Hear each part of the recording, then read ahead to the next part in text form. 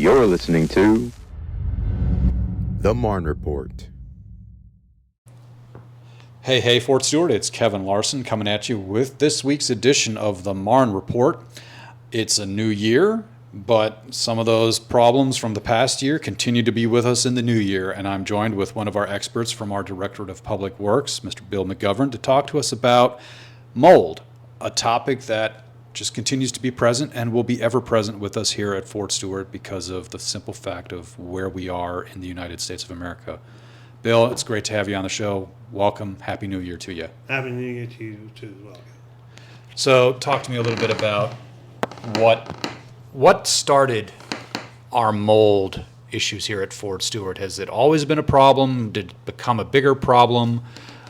Where did we start with this mold problem? Historically speaking, mold has always been more of an occurrence here at Fort Stewart than other military installations, simply because of the geographical location of where we are, our relative humidity, the amount of sunlight we get, and other geographical factors. It has become more prevalent in years, mainly through the GWAT level of 2006 and beyond, because then you had a longer duration of time, soldiers not occupying barracks and not having really enough people to go through those unoccupied spaces for long periods of time.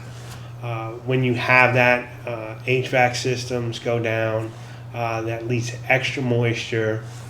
Some of the building materials getting old, paper showing through on some of the walls is an excellent food source for mold and different types of things like that. A lot of it, we've gone through the years of having a mold team and then dwindling down, having a mold team dwindling down. Mold is one of those things, if it's out of sight, it literally is out of mind, and everybody thinks you've rounded the corner with it. So what we've done, big folks, for the past 6 months, is build a program. Right now we're still in the project time frame of getting to where we want to be, moving into a program that how do we prevent this from happening in the future? Because if you're not learning from history, you're going to repeat it. Right. So a lot of that was a breakdown of essential of re-education. We did a lot of classes with leadership from the Division Command Sergeant Major down in the NCO Corps and a lot of officers. We do offer educational opportunities at First Sergeant Commander's Course, NCO PDs. We even do sergeant time training. Right. As far as the mold team. And also formal education. So we have, the mold team is 11 soldiers, all NCOs. They are level 1, level 2 mold certified. So they are certified to be mold inspectors and remediators. We also trained up to 35 other civilians and other militaries. So each brigade now has a little team that can sit there and conduct quality certified inspections and move through and help with the remediations. We've also outfitted the mold team. The brigades are currently working on getting the equipment and the toolage to outfit their team to bring us to an easier, more manageable level of mold. Right. Mold is something you're never going to get. There's no such thing as a mold-free environment. Right. On Fort Stewart, you have 2 rooms that are mold-free, and they're operating rooms in wind. So the air is scrubbed so often. Otherwise, you have mold here. Right. A lot of people like to compare it. Well, in my house, I don't get mold as often. Well, in your house, you're not going out to the field Monday, Tuesday, and Wednesday and bringing in all brand new fresh mold spores into your barracks room. Also, storing your equipment. And if it's not dry, it's wet, and that moisture is key. Some of our barracks through the past 20 years have been outfitted with extra dehumidification machines.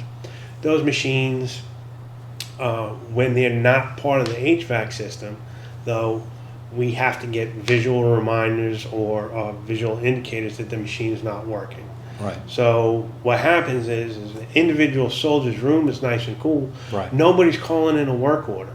Meanwhile, this DOA system, dedicated outdoor air system, isn't working. but nobody knows that because this individual soldier's room is clean.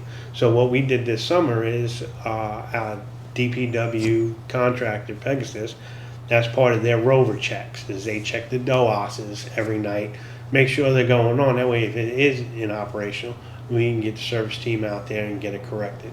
Right. Leader intervention and, you know, not pointing fingers. Right. Realizing that everybody has a stake in this. Leaders, occupants, DPW, our contractors, everybody has to work together for this system to work right, and for us to get to a more suitable environment for the soldiers to live in. Right. So in the past 6 months, we've done over 1,300 mold calls. Wow. Wow. 21 level 3s. Okay. Luckily, every single level 3 we've had was unoccupied. Right. We've had 200 plus level 2s.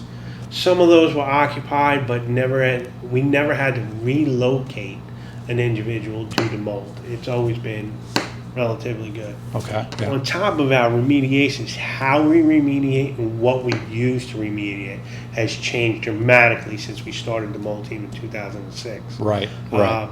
We no longer use the watered down bleach. We actually use hydrogen peroxide if the individual is level 1 or level 2 certified. If not, you know, units can go to self-help. We have a vinegar solution. Vinegar does work as well. It just takes longer. You have to let it sit for a while. Right. Dehumidification. We have industrial machines to help dry out the walls if we have a water leak. PPE. So no unit really needs to go out and buy their own PPE. They come over here to DPW to self-help. Make sure they have a memorandum, and they can receive IVEX suits, gloves, goggles, the vinegar solution, brushes, everything that's needed. Right. Right. So you touched on the basically the trafficking of spores coming in from the field. Basically, we've talked about this in the past, and you've mentioned it before, to the news media that's come and other products that we've done here in public affairs, that it's commonly the ones that break down foliage, right? The mold that you're Correct. seeing. Usually aspergillus and penicillium and the cladosporum. So those are 3 main types of mold that we deal with here at Fort Stewart, and the integral part of those is they break down foliage. So with the amount of, you know, woodland area we have here and the moisture level, they are going to be elevated. Right. So it takes a soldier being responsible with their kit, with their gear, coming back from the field, coming to their barracks room, making sure it's dry and clean. It takes leadership walking through, doing the right thing, checking the rooms, making sure there's nothing there, and if there is something there, calling it in or taking those mitigation steps. And then DPW is responsible for tracking all that, right? So it's some multifaceted, multi-leveled effort to remediate mold. Correct. There's no single linchpin in this. It's a collective effort. We have to have the occupants, leadership, and the DPW working together. Occupants taking care of this stuff, leadership making sure there's supervision, DPW, once a problem is identified, taking the correct actions to make sure that we remediate it and set steps and measures to prevent future occurrences. Perfect. So that's where we started, where we currently are. Let's take a short break for an important message to our listeners, and we'll be right back. Fort Stewart's forestry branch has begun controlled burn season and will be performing controlled burns at various locations on the installation each week. Motorists and pedestrians are advised to use extra caution when traveling through areas that may be affected by smoke. Please note that the wind shifts, smoke may be visible on the main cantonment area and in our surrounding communities. For more information, call 912-767-2010.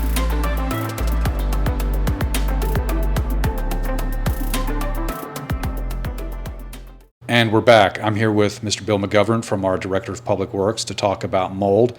We've talked about where we started, where we are, and now I'm interested to find out where are we going? What are we doing to continue to get after mold and to keep it from being as big as a problem as it was at, like, say, Fort Bragg, and luckily not as big a problem here, but still an ever-present problem.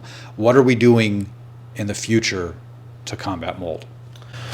In the future, what we're looking at, in fact, some of the garrison leadership, myself, and some of the DPW leadership will be going to Fort Sam Houston to a mold conference to talk about where we were, where we're at, and how do we move forward.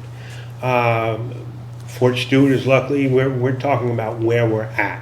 So the actions we've taken in the past 6 months to get us where garnered accommodation for us to say, hey, look, everybody has these problems. This might not be right for you, but this is what we did. This is how we were able to stop, further problems, and now moving to the future. How do we plan to get this to a more conducive environment where we don't have mold outbreaks? And some of that is, you have your near-term projects, your mid-term projects, and then your very long-term out projects. Some of your near projects is, let's get better ventilation in these barracks. Let's start looking at different materials. Volar barracks, perfect example. We no longer paint the ceilings in the bathroom with latex paint. We've moved to an epoxy because there's not a food source for that mold. We couldn't really eliminate the moisture because soldiers take showers and stuff like that. So we had to take out that other variable. A mold needs something to survive. That's interesting. That's really cool. So there are little things that we're doing right now, and we're very thankful that the soldiers that live in the barracks, everybody's been impatient and letting us, do the correct research, do this the right way. We're not simply putting a Band-Aid on a gash wound. We're sitting there trying to get to the root cause analysis and find the best way to really take this out. We have literally hundreds of thousands of dollars being invested in DOAS equipment this year to dry out the rooms even more. We continuously have Volars going into upgraded to where the soldiers are going to get more space. That's great, but now we're going in there. How do we design this space to be more conducive to a dry living, less conducive to mold? So the current barracks that we have going on the renovations we're getting real life lessons on how to do that. And then in the future is, how are we going to better design the barracks of tomorrow to really minimalize this without continuing to do projects down the road. So you're looking at a lot more natural light coming in. Mold is not very good with natural light airflow. Second and third order dehumidification. So even if you get in there, if we have a water leak, the building materials we're going to use, how we're designing the floor systems, might drain that water off, preventing those things. Right, because if the mold doesn't have a food source. If it doesn't have a constant supply of moisture, it'll go into a dormant, eventually a dead state. Perfect. So is there anything else you'd like to add about where we've been, where we are, and where we're going with mold remediation here on Fort Stewart, Hunter Army Airfield?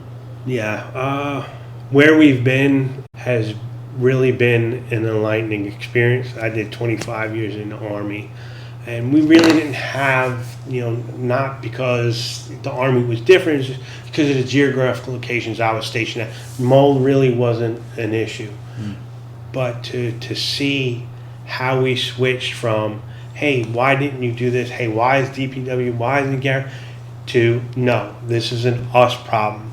We all need to work on it together. And really, that's part of the reason we've been invited to Texas, to Fort Sam Houston, is because people have seen, okay, obviously Fort Stewart, had an issue. They didn't hide from it. We were open about it. and then we took the appropriate measures, measured and educated steps on how we get to where we are now and what our ideas for moving forward. Well, I look forward to hearing what comes out of the meeting, and it's been great chatting with you about this ongoing issue that we have here that we're getting after and continuing to solve. And I mean, one day we will get ahead of this mold problem, I'm sure, and make it such that it's not something that props up in the headlines suddenly of, hey, this mold is on my shower, what do I do? That soldiers are educated to know, that the leadership is educated, and that we continue to have the tracking mechanisms and the improvements that you've mentioned coming down the road, down the pike, that will make mold not a thing of the past, but a less present enemy in the barracks. Yeah, exactly. Well, thanks for taking a moment to chat with me. My pleasure. And folks out there in Fort Stewart, Hunter Army Airfield, thanks for listening. Wishing you a happy new year. Thanks for joining me on this edition of the Marne Report. I'll see you on the flip side. The Army Maintenance app is a quick and easy way for soldiers, Army families, and DoD civilians to submit work orders in order to maintain their barracks, family housing areas, and workspaces. ARMA enhances the ability to securely submit and access up-to-date information about the status of work orders that have been submitted, as well as provide feedback once the work is accomplished. Users can access ARMA through the Digital Garrison app or by visiting armymaintenance.com. No issue is too large or too small for ARMA. Get connected directly to the service you need, no matter the time of day or night. Create your online profile today at armymaintenance.com.